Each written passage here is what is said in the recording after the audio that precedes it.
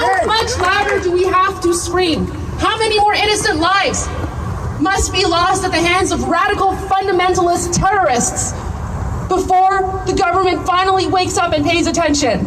Goldie Ghamari, she is a Conservative MPP for Carleton, and that was the voice that you heard there because, to her mind, as the clip had implied rather quickly, the Islamic regime in Iran is really the fount of all of this evil.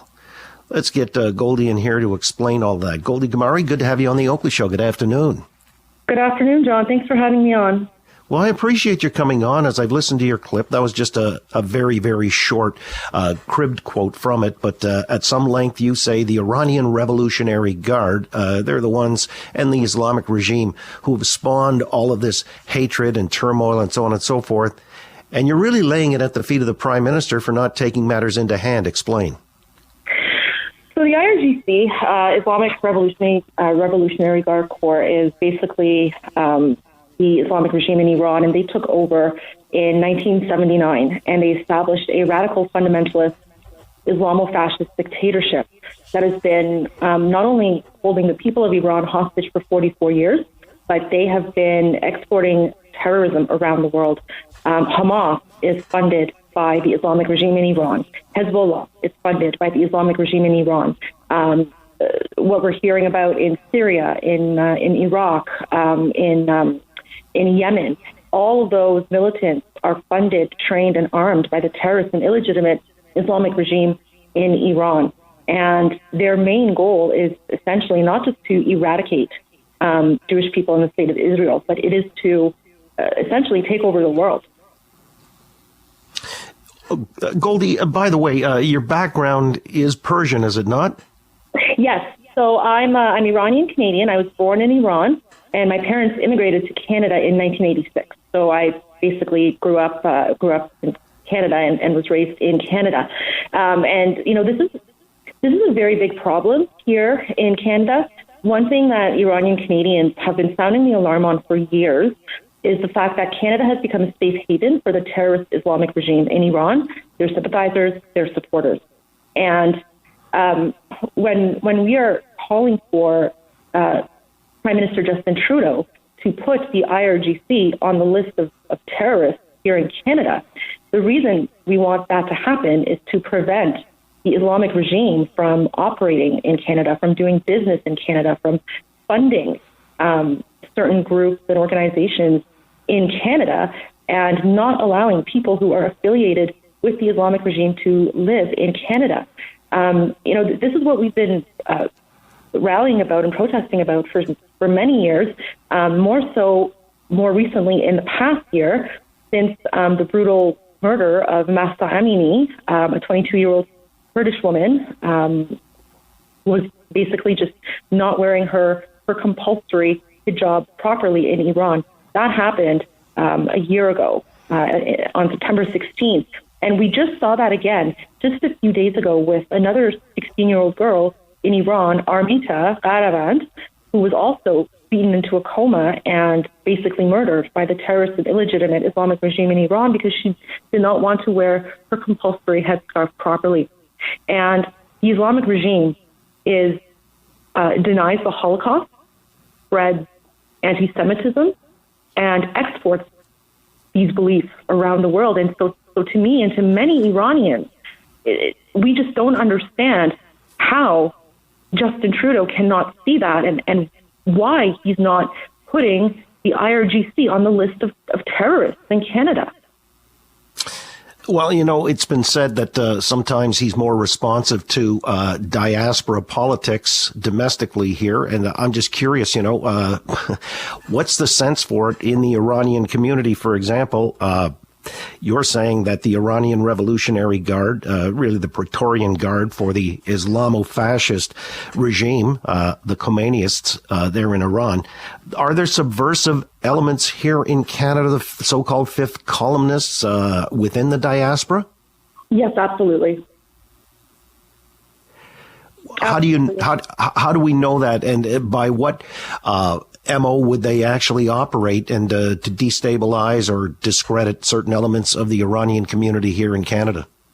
So there's a number of people within the Iranian community, specifically in Toronto and the GTA, who go around and identify people who are affiliated. And there's one example, and I'm happy to send you the video afterwards. It's quite a long video, but there's one example of a certain gentleman, I use the term very loosely, who is living in Canada. He's completely undocumented. He doesn't even have PR status. He doesn't pay taxes. His children go to school here.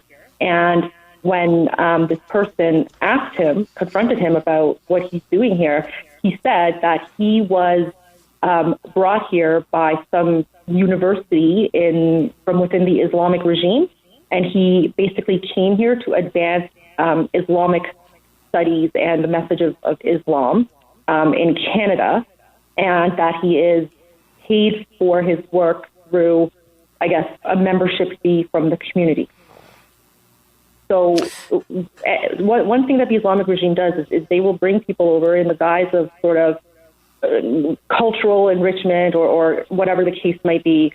And that's sort of, how they get away with it. And this is actually well documented. There are some articles, older articles actually, from even 10 years ago, which talk about this. And, it's actually the reason that Prime Minister Harper shut down the Islamic regime embassy in Iran and ended formal diplomatic negotiations with the Islamic regime back in 2012, because intelligence documents had come out revealing that the embassy for the Islamic regime in Iran was basically just a den of spies.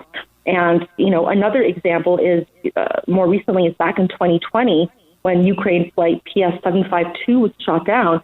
There were 55 Canadian citizens and 30 permanent residents among the 176 people that were killed in this terrorist attack by the Islamic regime in Iran. And just like a month later, Justin Trudeau met with the foreign affairs minister at the time for the Islamic regime in Iran, shook his hand and bowed. And that was just such an insulting thing to Iranian Canadians that, the Islamic regime shoots down a plane, murdering 55 Canadians. And a month later, Trudeau is just meeting with these people as if they're normal, rational, logical people and not the terrorists that they are.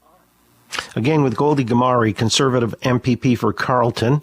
So let's get back to Justin Trudeau and the diaspora and diaspora politics. Why do you think he's reluctant? I guess he's probably aware that you and others have called for the Iranian Revolutionary Guard to be designated as a terrorist operation, but he's not committed to that. Why do you suspect? I would have to say it probably has something to do with money and whatever money is being brought in by certain groups, entities, organizations within the Canadian economy. That would be my educated guess based on the plethora of articles out there written by numerous journalists on the matter. There's one journalist, actually, writer, his name is Terry Glavin. He writes for the National Post, and he has some very, very insightful articles. He actually wrote one article back in September of 2022,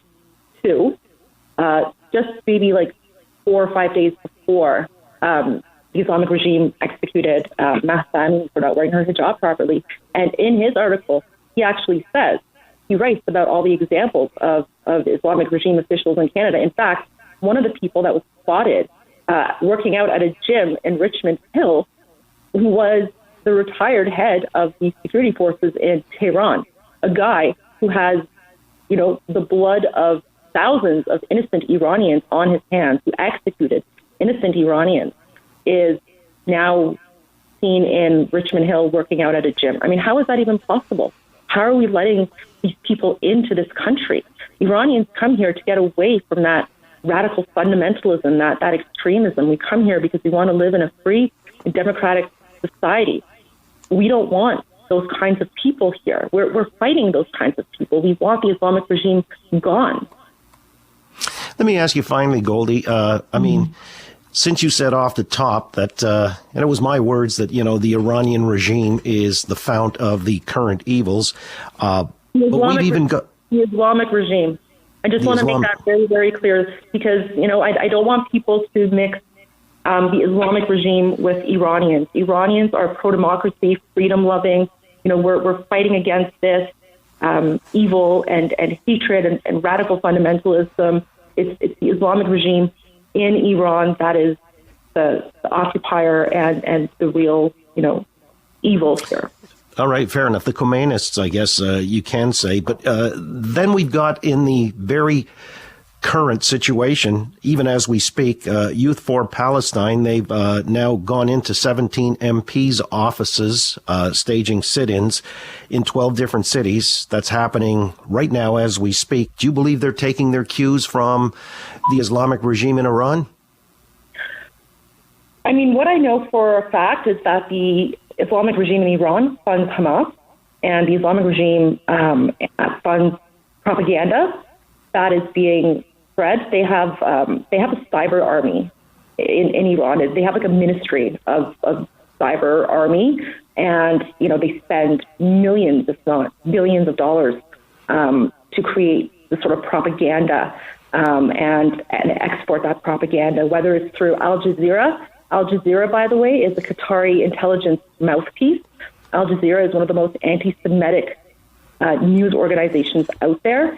And also through AJ Plus. AJ Plus is their sort of younger, entity, which really appeals to sort of the younger crowd. And, a lot of the words as well that we're seeing being repeated by Western progressives, I guess, terms like gender apartheid and terms like genocide and things like that, and war crimes and Zionists, all of that. If you look at what Islamic regime officials are saying, it's the exact same terminology.